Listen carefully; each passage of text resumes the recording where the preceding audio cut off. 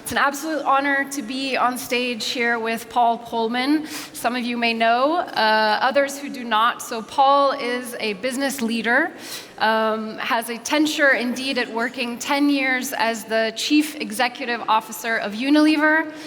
He has shown leadership in sustainable business by showing that profit and purpose can be vehicles for one another through a demonstration of increasing the shareholder value of Unilever by 290%, while at the same time Unilever maintaining a leadership position #1 on a number of global lists as it relates to sustainability. He is also a campaigner for accelerating change on climate action as well as injustice, and is co-author of a book called Net Positive: How Courageous Companies Thrive by Giving More Than They Take. I highly recommend looking into this book as a new paradigm of thinking about not just doing less harm or no harm, but actually bringing positive impact into the world in which we live through business. Paul, it's an honor to be on stage with you today. Likewise. I'd like to start us off first by looking and asking you about the state of affairs when we talk about climate and sustainability. Planetary boundaries, we all know, are being pushed. Probably the most obvious ways in which we see that are those that link to climate, floods, fires, droughts. I have top of mind right now, there's about to make landfall of one of the largest, most powerful hurricanes in history for the region to touch base today in Tampa, Florida. I hope that most within the room are aware when we talk about climate that a company's footprint of their GHG and climate emissions, about 80% of your emissions are in, or more by the way, are in your supply chain. So procurement has an absolute critical role to play in how you address climate change and climate action. Procurement, all of you in the room, you have a mission. I know sometimes it feels absolutely impossible to get there. Paul, is it impossible? Well, Nelson Mandela said it very well when he said, it always seems impossible until it's done. And I think that sort of captures it. You know, we are in a challenging situation, and the reason for that is that we haven't really acted fast enough on things that were fairly obvious. And you see again this morning, for some, the short-term profit seems to be more important than the future of the planet and people. And that is one of the equations we have to get right. Otherwise, we won't solve it and actually guarantee our own demise in the process of doing so. There's no question that the world has many challenges. We see the geopolitical challenges. We see the multilateral institutions not working. We see politics in countries, including this country, being virtually broken. Extremes, no bridging. We obviously have the technological revolution. We have the increasingly apparent challenges of climate change coming in, social discohesion, if you want to. And all of that comes together, actually. And whilst the financial crisis or the COVID crisis made us focus on one issue to quickly correct, we forgot to realize that it actually is all linked. And the fact that we have so many now, on the one hand, is confusing. Some people call it a poly-crisis or a perma-crisis. So it is confusing, but I'm actually happy that it's happening because it gives us an opportunity to holistically look at changing things versus putting bandages on there. Because what we've discovered really is that the way we currently do things, what some people have described as this linear extractive production model and consumption model, where only 8% of the things we make are reused and the rest gets ditched in landfills, incineration, or increasingly the oceans, is just unsustainable. So where are we? It's on these famous Sustainable Development Goals, which I had the pleasure of helping develop, which are 17 goals to irreversibly eradicate poverty and do that in a more sustainable and equitable way. Only 17% are on track. And the most important ones, be it climate change, biodiversity destruction, inequality, are actually going in the wrong direction. So on the one hand, you might say, I throw up my hands in the air and say the politicians don't get it, business is irresponsible, We're in deep SHIT and that type of thing, but it doesn't lead to anything, nor can we afford it. The Stockholm Resilience Institute describes or measures the health of this planet, and it's all interdependent, as you can imagine, with 9 indicators. So they call them the planetary boundaries. 6 of those are already beyond their acceptable levels. And actually, in some cases, we're seeing negative tipping points. Think about the speed of the melting of the Arctic or Antarctic ice sheets. Think about the rainforest starting in Brazil starting to emit carbon versus absorb carbon. In fact, as we're sitting here, there are forest fires in Brazil because of the droughts about the size of Italy. So this is not a good situation that we find ourselves in. But the good thing is we're moving and we know what we need to do.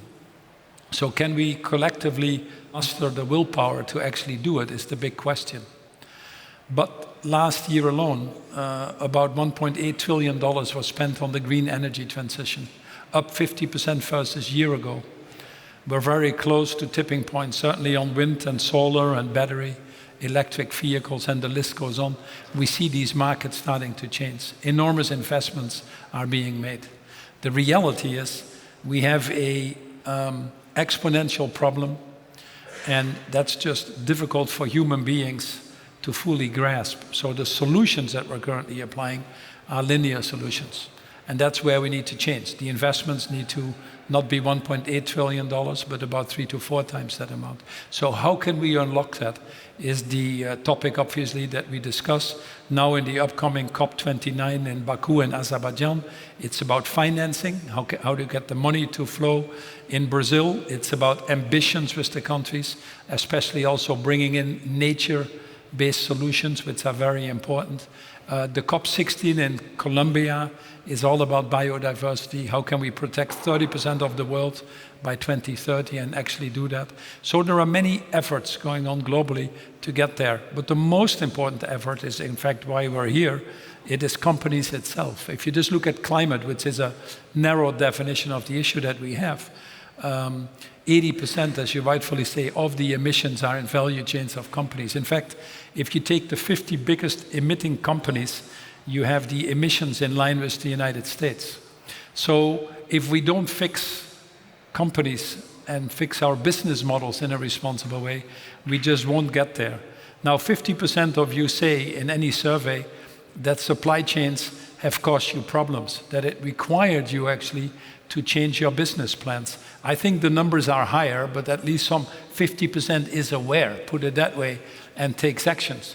But if you look at the procurement executives, which are probably many of you here in the audience, about 45% is aware of the sourcing with their tier 1 suppliers and the risks associated with that sourcing.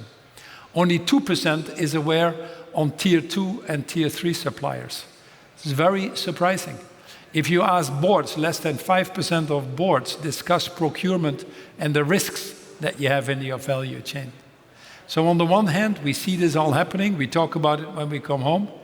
We sort of have the stories, often the excuses of not getting involved. But then when it gets to implementing it in our own business models, which probably is the biggest priority that you're sitting on, we fall terribly short. So what are the issues? Because the companies that actually embrace this actively, we can show with very high degree of certainty that they're also more profitable, that they also grow faster, that their employees are more engaged, that their relationships in their value chains are more resilient, which is absolutely key in the environment that we live in right now. Yet why are we paralyzed? I think very quickly, and we'll move on, the first thing it really boils down to leadership. There are still too many companies that think they can outsource their value chain and also outsource their responsibility. It just doesn't work anymore. If you're in the fashion industry, you're not only responsible for earning good money by selling a lot of clothes, increasingly more faster and faster at lower and lower prices. You're also responsible for the labor standards in the value chain. You're responsible for degrading the land to unsustainable cotton. Only 2% of cotton is sustainably produced. It was the same 40 years ago, by the way. The only difference is we're using 10, 15 times more. So we're making the problems worse. We're not taking that responsibility. Many of the people that we talk to the CEOs, well, you can do circularity, but it's too complex. We don't have enough supply, it's too expensive. We don't have the technology to do it, so let's send it to incineration. That's a leadership issue. That's a leadership issue. You cannot function in this world with 8.5 billion people going to 10 billion people if we keep digging in the earth and only reuse 8% and the rest ditching in the oceans and landfills. It just doesn't work. So leaders need to get up to that level, which is the most important thing. The second barrier, I understand that, is legislation. We get a lot of legislation, but it makes us, on the one hand, compliance-driven, and on the other hand, the legislation at times is confusing or sometimes pushes you in the wrong direction. So getting the right frameworks in place is a responsibility that you all need to work on. The third responsibility, which is very important, is to get the right data and transparency. And it's not just data for the sake of reporting, it's data to put into the strategy of your companies. It's data to start changing your strategies, to drive behavior change, probably the most important thing out of that. So there are forces against us, but I think over and over in my environment, you can have lots of talk about ChatGPT and technology that we need and other excuses. But when we were running Unilever, we moved 85% of our sourcing to sustainable sourcing, and frankly, ChatGPT was not invented yet. We moved our supply chain to the human rights standards, which we call the Ruggie framework, and issued human rights reports. No other company is doing that. I don't need ChatGPT for that. We moved to 100% diversity in our value chain. We didn't create the 3 million jobs for smallholder farmers. We created 1.5 million jobs for women, smallholder farmers, and 1.5 million for men. So we drive the concept of the basic principles of life, as I call it, throughout our value chains. Does that cost money? Yeah, it costs some money. Is it hard work? Of course it's hard work, otherwise someone would have done it.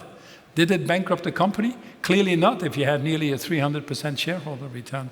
We figure out ways to do it.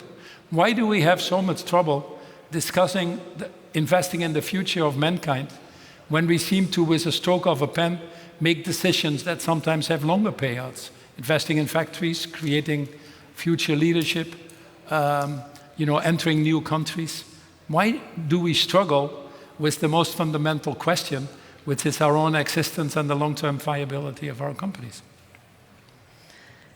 The challenge is absolutely exponential that we see. And I think I want to call out too, although this session is focused on climate, to be mindful of not having what I've called like a short tunnel or tunnel vision on climate, because everything's interconnected, I think, as you spoke 100%.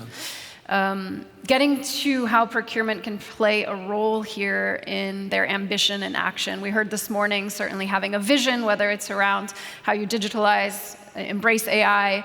Culture change, by the way, is an important piece. I think possibly you have something to say around not leaving sustainability on the side. So you are right to point out it's not just about climate, but that's obviously convenient because it's on most people's mind now. Hurricane Helene in the US has nearly 300 people died there, which is exceptional for the US because there's a lot of resilience and adaptation in those economies. But more importantly, it has caused $260 billion of damage. And Hurricane Milton is about to come around the corner. I made a proposal to the Weather Institute that decides these names of these hurricanes. If we would act differently, if we would call them Hurricane Exxon or Hurricane Chevron or Hurricane Glencore or Hurricane Shell or Hurricane BP, perhaps we start to act a little bit differently in taking it seriously with what is happening. The biggest challenge actually in the value chain that is coming up very quickly is the destruction of biodiversity, which actually affects us all. There are many natural services that we get, well bigger than the global GDP, that we just take for granted. The clean air, the clean water, the natural ingredients that nature offers us. And that's rapidly being destroyed. In fact, collectively, the private sector destroys about $5 trillion worth of biodiversity versus a $15 billion investment to restore that. It's kind of ludicrous. COVID should have woken us up because COVID is a direct result it's a zoonotic disease, a direct result of destruction of biodiversity. We spent $20 trillion That's what COVID has cost us. Basically in Europe and the US, $20 trillion. That's 5 times more than we need to invest to solve the issues in the first place. And then we call ourselves the most intelligent species. It just doesn't make sense to me. Doesn't make sense. So what is a net positive company, which is a very important thing that we're trying to explain in this book, is that we are in desperate need to change our mindsets. Less bad just doesn't work anymore.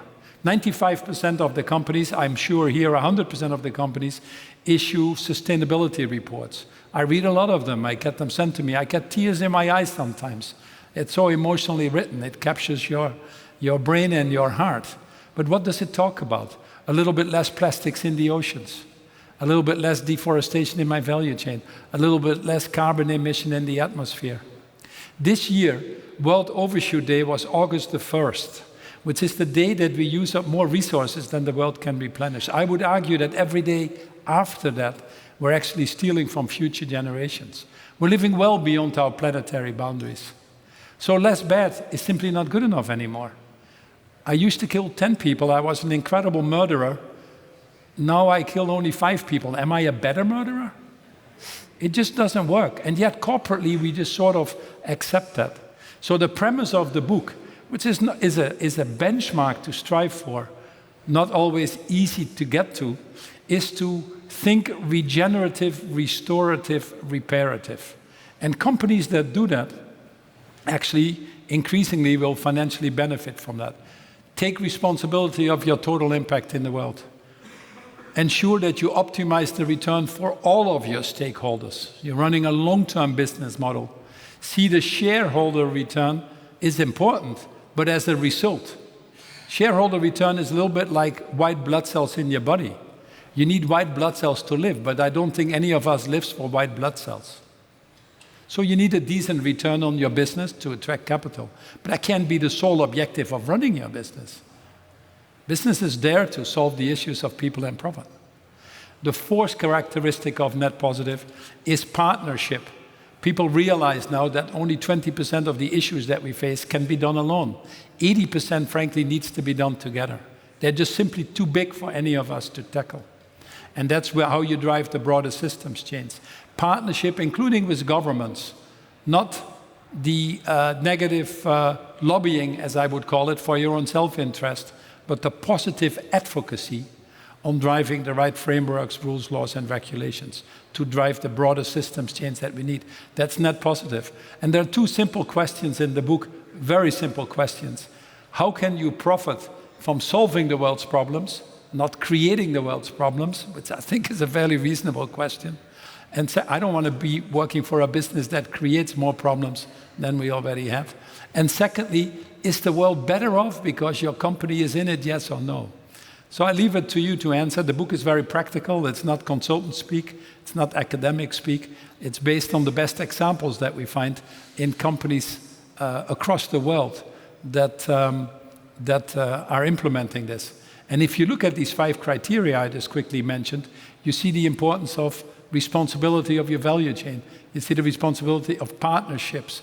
You see the importance of frameworks, all in the area where, frankly, procurement, in the broad definition of procurement, has, in my opinion, the biggest role to play. Yeah, I just want to rebound on the piece of collaboration and partnerships within procurement and individuals' roles as buyers in direct discussion with suppliers. Those individuals have a role in leadership, in action, to have discussions around innovations that could lead to sustainability outcomes, which also, by the way, could lead not just to carbon reductions, but innovations on products that could make your product and solution more competitive. So procurement has a role in a dialogue around how the magnified impact through the supply chain in discussing with sometimes 100,000 different partners that you work with for the larger companies with complex supply chains to engage in that conversation. Yeah. I want to ask you, finish on a last question here. Just you speak a lot about courage and leadership. I'd like you to leave our audience a bit with your kind of ethos on those 2 points. You know, you've been a CEO, you're on boards. That's one view of what leadership looks like, and you say leadership is critical here, but for the audience here today. Let me pick up on 2 or 3 things of the Sustainable Development Goals, just for what you are saying. I've been told that Mark Engel is in the audience. I haven't seen him yet. Mark is a good friend, and he used to be the Chief Procurement Officer for Unilever when I had the pleasure to be the CEO of Unilever. And you can talk to him or any other one. But when we stopped having contingent labor on our sales, on our payroll, because it was so convenient to have contingent labor in many countries.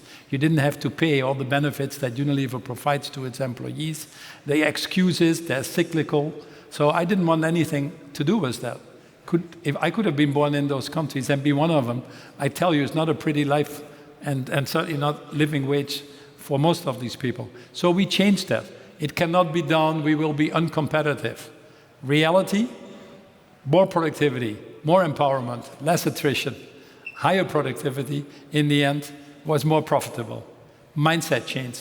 We should not be in the business of waste. Nature doesn't have waste. We seem to accept waste. I want to run all of our factories at 0 waste to landfill. Hundreds of factories. Cannot be done. Cost a lot of money. Will take a lot of time. Come back and tell me what it takes. We did it in 3 years. What did we see? Higher quality, higher motivation, better customer service. And yes, someone has to pay for that waste. So saving that money and not having to deal with that is a great thing. All of our value chain, let's be green in energy, cannot be done. It's still too expensive. We don't have the capital to do that. Let's create the capital internally by putting a price on carbon. Let's use that money to convert. 30% of the world now has a price on carbon or a cap and trade system. We don't have to deal with that. Become competitive, have reliable energy, etc. All these issues can be solved, either individually or collectively, if you really want to do that. And by the way, I haven't mentioned ChatGPT in any of this, honestly.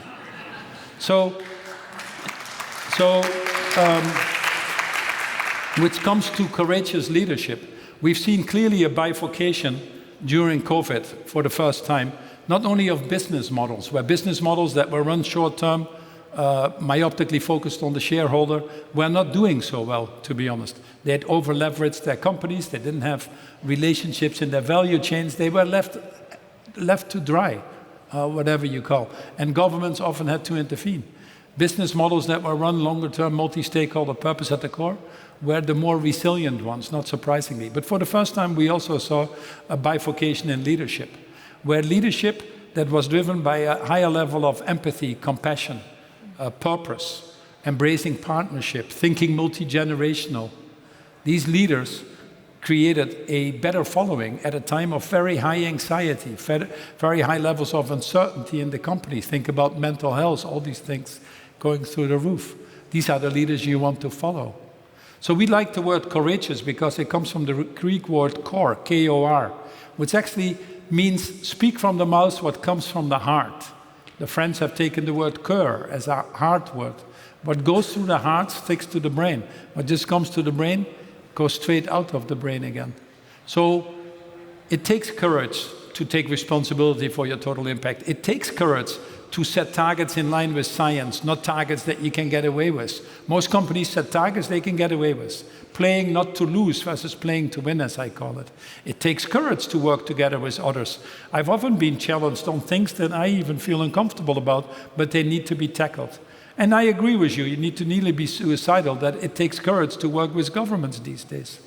So all of that requires a certain level of courage that obviously comes from a stronger sense of purpose, from a stronger sense of wanting to make a difference, a positive difference in this world that you've discovered you can do to a certain extent individually, but you can have a much bigger impact if you do that collectively.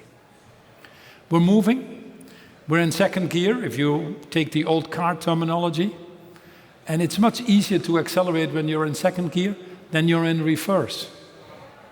Technology is going faster than people estimate, proven over and over and over again. These curves are really incredibly exponential. Technology is there. 80% has a cost now, frankly, that is lower than if we don't do it. If you are willing to take the cost into account you would incur if you don't act, which many refuse to do. But that's the most important thing. The second is that we are at the point now where the cost of not acting is higher than the cost of acting. I can tell you that for any of the 17 Sustainable Development Goals. So the smart companies amongst us see this probably as the biggest business opportunity of the century. And the third reason is a very simple one, which is actually the next generations coming up, much more purpose-driven. They don't want to work for you anymore if the values are not aligned with what society is needing. We did a study of conscious quitting. 2/3 of them are about to quit your companies because you're either talking too much and not doing it, you're setting targets that are not ambitious enough, or you're having your head in the sand and it's not your problem. That doesn't work anymore for them. That's probably your most important asset to take care of. But there's a final reason that I want to tell you, which concerns all of you, including myself. I happen to be born in the Netherlands as a coincidence. That's why I'm happy to be here, and I'll leave again tonight with a bag full of groceries for the next few months before I'm back in the Netherlands. But when I was born in the Netherlands, we had food at home, despite being shortly after war. My parents didn't have money. We had 6 children. Education was taken away from them because of the war. But we had food at home, so I wasn't stunted, unlike 160 million people that are deprived of any opportunity for the rest of their lives. I had a piece of bar soap at home, so we had hygiene and sanitation. So I didn't fall in the category of 5 million people that lose their lives every year, 5 million children before the age of 5 on diarrhea and pneumonia. We had a toilet at home. I didn't have to deal with the 1.5 billion people, and especially women, with the issues of open defecation. The Dutch government gave me free education. I wouldn't be sitting here were it not for free education. My parents had no possibility to afford that. They had the wish, but the Dutch government made that possible. What did I do for it? Frankly, nothing. I won the lottery ticket of life. You won the lottery ticket of life. If you won the lottery ticket of life, you belong to the 5% of the world population. Then it's your duty, it's your obligation to put yourself to the service of the other 95%. For some, greed might be good, but I can tell you over and over again, it's generosity that wins. So pick the side where you want to be in history, pick the difference you want to make within your circle of influence and your companies, and hopefully we'll all create this world that is more sustainable, more equitable, more inclusive for everyone. It won't function if there isn't dignity and respect for everyone, if there isn't equity, if there isn't compassion. And that's what we see. And we all, individually and collectively, have an opportunity to make a huge difference here. Thank you very much. Thank you very much, Paul.